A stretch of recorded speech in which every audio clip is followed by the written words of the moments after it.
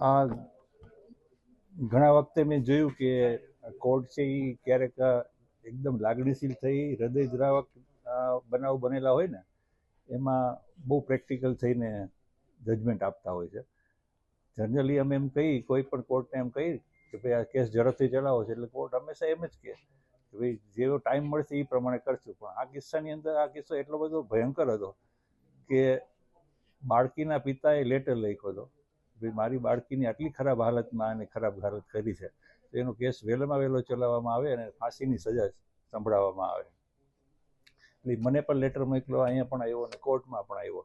એટલે એ પછી અમે કોર્ટને રિક્વેસ્ટ કરી હતી કે સાહેબ આ પરિસ્થિતિ છે, જે રીતે બાળકીની હાલત છે, 7.5 વર્ષની બાળકીની હાલત કરી છે, એટલે એને કેસ વહેલો ચલાવવામાં આવે. એટલે કોર્ટને પણ એમ લાગ્યું કે આ એક ચોક્કસ પ્રકારનો કેસ છે એટલે એને વહેલો ચલાવવો જોઈએ. એટલે 34 દિવસમાં કોર્ટે તકસીરવાન ઠરાવી દીધો, જેમાં 11 દિવસ છે એ પોલીસ તપાસના હતા અને બાકીના દિવસો 4-5 દિવસ રજાના હતા અને 9 દિવસ છે એ આખો કેસ પ્રોસિક્યુશન તરફે અમે પૂરો કર્યો હતો. બાકી તો ગુર્જર સાહેબે આપણને કીધું કે શું પ્રોસિક્યુશનના પુરાવા રજૂ કરેલા હતા, પણ એટલું મને ખાસ મારું ધ્યાન એટલા માટે પડેલું છે કે જે કોઈ પણ બચાવ ડિફેન્સ છે એ લઈ શકે, બચાવ પક્ષે લઈ શકે, એના પહેલેથી જવાબ આપી શકાય એ પ્રકારનું ઇન્વેસ્ટિગેશન કર્યું હતું. એટલે જે કોઈ પણ બચાવ લે ને એનો જવાબ અમારે કાઢવાનો નહોતો, જે રેકર્ડ બનાવેલું હતું ને એમાંથી જ મળતો હતો. એટલે મારા તરફ પ્રોસિક્યુટર તરીકે જ્યારે મારે કોઈ મહેનત કરવી પડી હોય તો એ ખાલી એક જ હતી કે ફાંસીની સજા કરાવવી. ફાંસીની સજા આપણા ભારતના કાયદા મુજબ એવું છે કે રેરેસ્ટ ઓફ રેર કેસ, એટલે ચોક્કસ ઘણા બધા કેસો પછી જો એવું લાગે કે આને ફાંસી, અત્યાર સુધીમાં ભારતમાં ફાંસીની સજા 10-12થી વધારે નહીં થઈ હોય, સિવાય કે ત્રાસવાદી હોય, ટેરરિસ્ટ હોય. તો આ કિસ્સામાં આપણે સાબિત કરવાનું હતું કે રેરેસ્ટ ઓફ રેર કેસ છે કઈ રીતે કે આ જુદા જ પ્રકારનો કેસ કે જેમાં ફાંસી સંભળાય, જેમાં હત્યા પણ નથી. આ કિસ્સામાં હત્યા નથી. જેમાં બાળકીની હત્યા અને રેપ બંને હોય ને એમાં તો કોર્ટ ફાંસીની સજા કરે જ છે, પણ હત્યા ન હોય ત્યારે કોર્ટને કન્વિન્સ કરાવવાના હતા કે આ કેવી રીતે ફાંસીમાં જાય છે. એટલે એના માટે આપણે કોર્ટને અમારા તરફથી રજૂઆત કરવામાં આવેલી હતી, ખાસ કરીને કે ભાઈ કોઈ પણ આવા 30-32 વર્ષનો માણસ છે જેને એક પત્ની છે, 12 વર્ષની દીકરી છે અને એનાથી નાના 2 બાળકો છે, એટલે એને શરીર સુખ લેવા માટે, માણવા માટે ક્યાંય બીજે જવાની જરૂર નથી, એને પોતાની પત્ની જ છે. પણ છતાંય જ્યારે આવી પરપીડન વૃત્તિવાળા માણસ છે, એ 7 વર્ષની ડિફેન્સલેસ બાળકી કે જે પોતાનો બચાવ ન કરી શકતી હોય એને ઉપાડી અને એક જગ્યાએ બેસાડી અને એના ગુપ્ત ભાગોમાં જ્યારે સળિયો, તમે કોઈ ન જોયો પણ અમે તો જોયેલો છે, લગભગ 1.5 ફૂટનો સળિયો, 9 થી 10 ઇંચ થાય એવડો સળિયો એને 7 વર્ષની બાળકીના ગુપ્ત ભાગમાં ભરાવે. તમે વિચાર તો કરો કે એ બાળકીની હાલત ત્યારે શું હશે.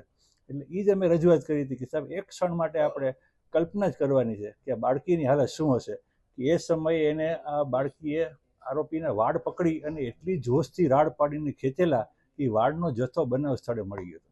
7 વર્ષની બાળકીના હાથમાં કેટલું જોર હોય, કોઈ પણ પુખ્ત પુરુષના વાળ છે એ ખેંચીને ફેંકી એટલું બોડ એને વાપરવું પડ્યું, તો એ પીડા કેવા પ્રકારની હશે. એટલે આ પ્રકારના જ્યારે વ્યક્તિ હોય ને તો એને આમ સેક્સ્યુઅલ માણસ ન કહી શકાય. આ એવા પ્રકારના કે જેને આપણે પરપીડન વૃત્તિ જેને કહીને, એને પરવર્ટ માણસ કે જેને કોકને હેરાન કરી, કોકને પીડા પહોંચાડવામાં જ રસ હોય. તો આવો માણસ સમાજમાં હોય કે બહારગામ હોય કે જેલમાં હોય, કામ એનું એ જ છે કે કેમ કોકને પીડા પહોંચાડવી.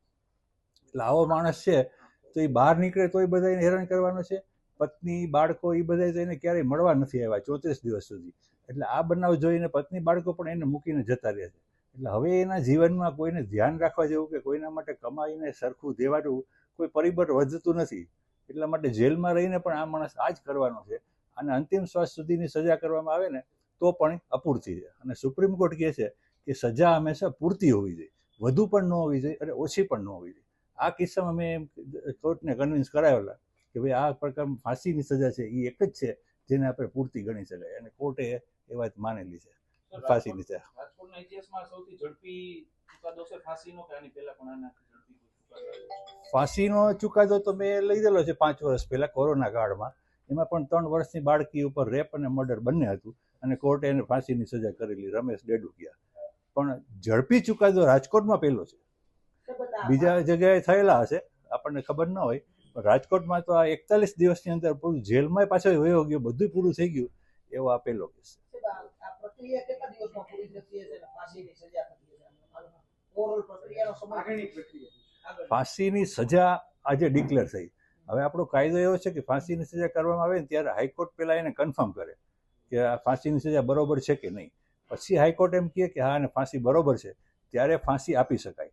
પણ ત્યાર પછી આરોપીનો હક ઉત્પન્ન થાય કે સુપ્રીમ કોર્ટમાં અપીલ કરવાનો, અને સુપ્રીમ કોર્ટમાં પણ અપીલ થઈ ગયા પછી રાષ્ટ્રપતિને માફીની સજા કરી શકે. નિર્ભયા કાંડ કેસ છે એમાં પણ ચારેયને ફાંસી થઈ હતી.